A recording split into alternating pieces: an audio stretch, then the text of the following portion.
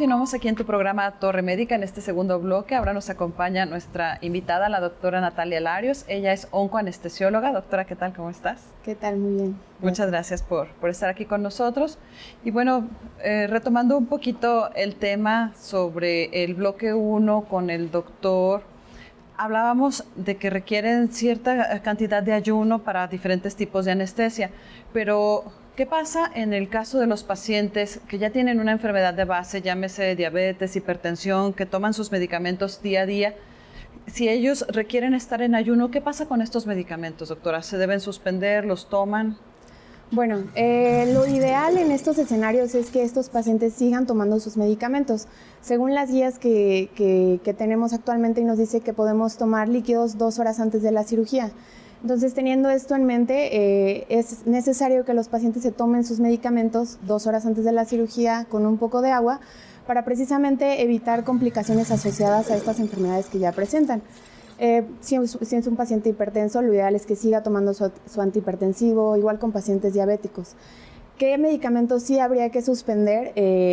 Definitivamente, sobre todo los anticoagulantes. Hay que conocer qué tipo de anticoagulante es el que está tomando el paciente para poder dar una indicación adecuada de en qué momento suspenderlo y que siga siendo segura la anestesia. Digo, hablabas, y esa pregunta yo creo que es crucial. ¿Cómo saber cuando una anestesia y la seguridad que nos ofrece una anestesia? Hablando de aspectos, entiendo que el riesgo anestésico tiene de alguna manera, con base a los criterios que están establecidos y con un score, de algún modo, que podría parecer matemático, pero también vincula un aspecto clínico, cómo identificar una cirugía y una seguridad para una intervención quirúrgica y una anestesia. Bueno, en cuanto a tema de seguridad en la anestesia, esta va desde el momento en que conocemos nosotros al paciente, desde que se realiza la valoración preoperatoria. Y una vez que tenemos al paciente en quirófano, bueno, tenemos diferentes monitores, tenemos tecnología que precisamente nos ayuda a nosotros a aportarle esta seguridad al paciente. Como tenemos pulsioximetría, tenemos monitoreo cardíaco en todo momento, tenemos monitores para ver el estado de conciencia del paciente mientras está dormido, que de pronto es una de las inquietudes más comunes de los pacientes. Bueno, si estoy bajo anestesia general, no me voy a despertar, no me voy a acordar de nada. Bueno, gracias a estos monitores es que nosotros podemos dar la seguridad de que no, de que el paciente no se va a acordar de nada, de que no va a doler nada. Y tenemos, por ejemplo, también algo que de pronto es lo más reciente y que lo podemos utilizar en muchísimos escenarios, es el ultrasonido. El ultrasonido a nosotros ya nos permite valorar precisamente vía aérea para poder tener o prever algunas complicaciones que podríamos presentar durante la cirugía o cuando estamos realizando la inducción anestésica. También nos ayuda, por ejemplo, a localizar vasos que son de difícil acceso para poder canalizarlos y poder utilizarlos. Y bueno, también nos ayuda para guiar líquidos, para colocar algunos otros tipos de anestesia como es anestesia regional.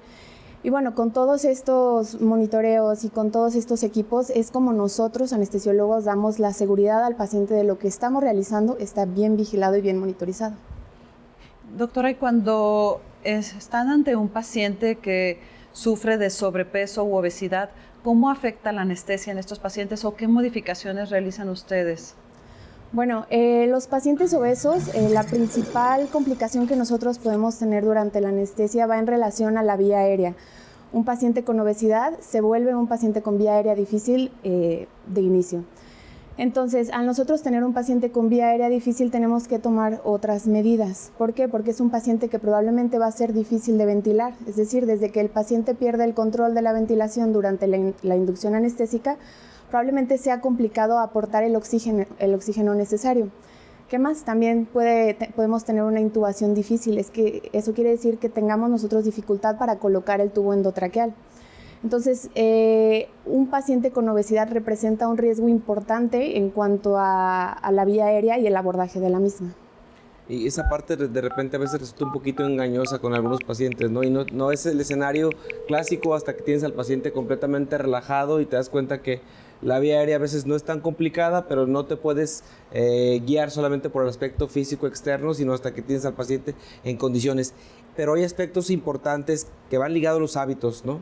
Que es el tabaquismo y el consumo de alcohol. ¿De qué manera lo podemos involucrar y hacerle énfasis? Porque de repente en algunos procedimientos hasta estéticos veo que los pacientes están restringidos y dicen, es que no me pueden operar si no suspendo mi hábito tabáquico por un periodo. Pero obviamente la gente tiene que tener un poquito de conocimiento de por qué alcohol y cigarro se involucran de manera importante en aspectos anestésicos. Bueno, estos dos hábitos principalmente intervienen en muchos mecanismos en cuanto a la farmacología de los medicamentos. Además, hablando específicamente del hábito tabáquico, incrementa el riesgo cardiovascular, de manera exponencial, es decir, los pacientes tienen mucho mayor riesgo de un infarto agudo al miocardio durante la cirugía, también de accidentes cerebrovasculares.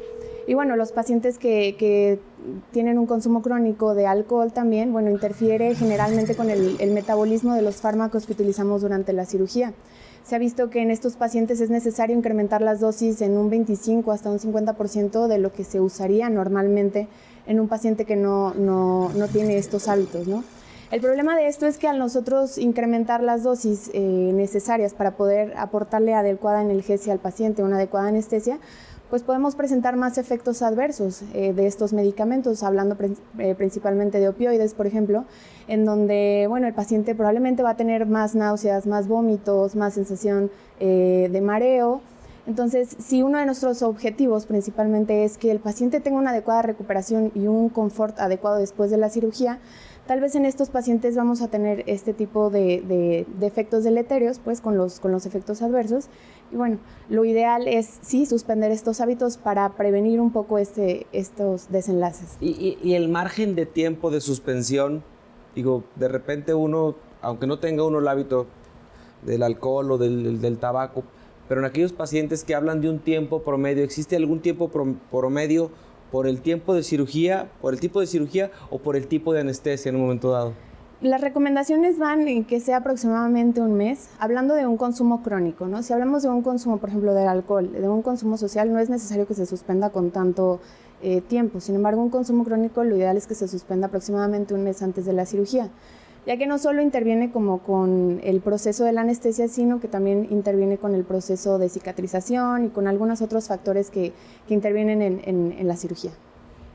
Doctora, bueno, también tocamos un poquito los tipos de anestesia con el doctor Iván. Nos habló sobre todo del bloqueo regional o peridural, que es esa famosa bombita con la que salen los pacientes de quirófano. ¿Cuánto es lo máximo o lo ideal para poder usar este dispositivo, esta bombita, en los pacientes posoperatorios? Bueno, esta técnica analgésica es una de las más importantes. Estos catéteres precisamente se colocan con el objetivo de aportar analgesia después de la cirugía. Lo ideal es que estos catéteres se utilicen máximo 5 días. A partir del 5.º día ya podemos tener un riesgo más elevado de infección de este catéter. Sin embargo, existen algunas otras técnicas, algunos otros métodos en el que podemos prolongar el uso de estos catéteres.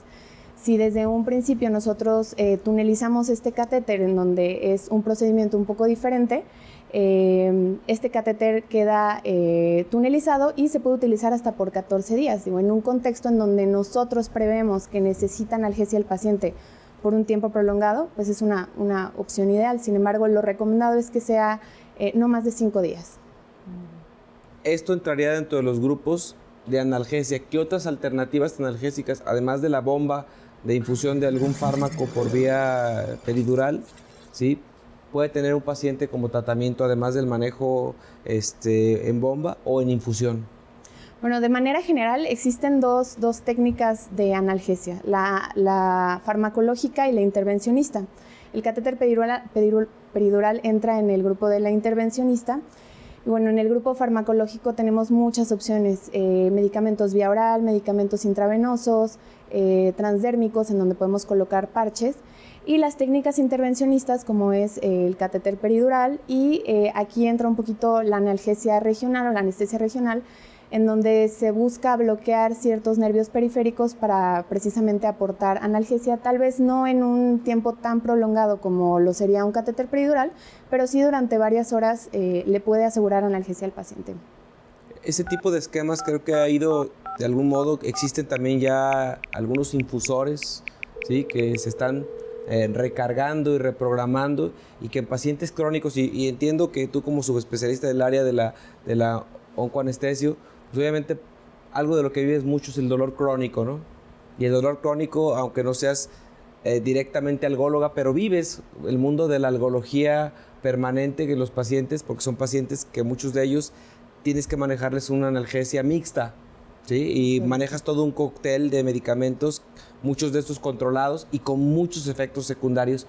¿Cómo rescatar de ese efecto adverso un paciente titulando los medicamentos de manera segura, ¿no?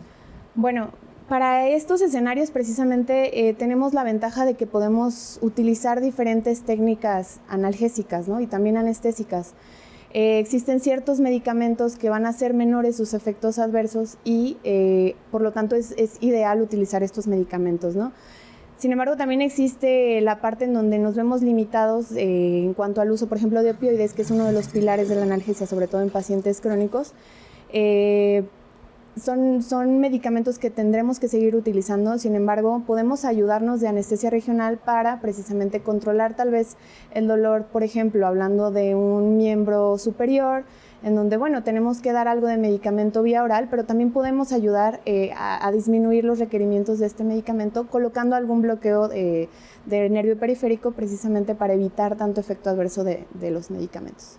Pues es una parte importante que la gente de algún modo que nos ve a través de la pantalla entienda que el manejo debe ser a veces mixto entre algo que pueda ser por infusión continua. El uso de parches vino a revolucionar mucho el manejo. Obviamente hay que encontrar dosis ideales y es algo importante que a veces uno también desde nuestra área clínica tenemos que respaldar y avalar lo que ustedes hacen, porque de repente la gente con pacientes como los que nos vemos nosotros con enfermedades crónicas como la enfermedad renal y padecimientos oncológicos, la sintomatología es muy variable, cada quien tiene un nivel de tolerancia a ciertos grupos farmacológicos que modifica sin lugar a duda todo esto. Y bueno, pues creo que es importante dejarle muy en claro que la anestesia cada día ha ido evolucionando y ha ido marcando un margen de seguridad más alto y obviamente más confiable. La subespecialización así lo ha ido marcando. Vamos a ir a un corte comercial y continuamos aquí en Torre Médica.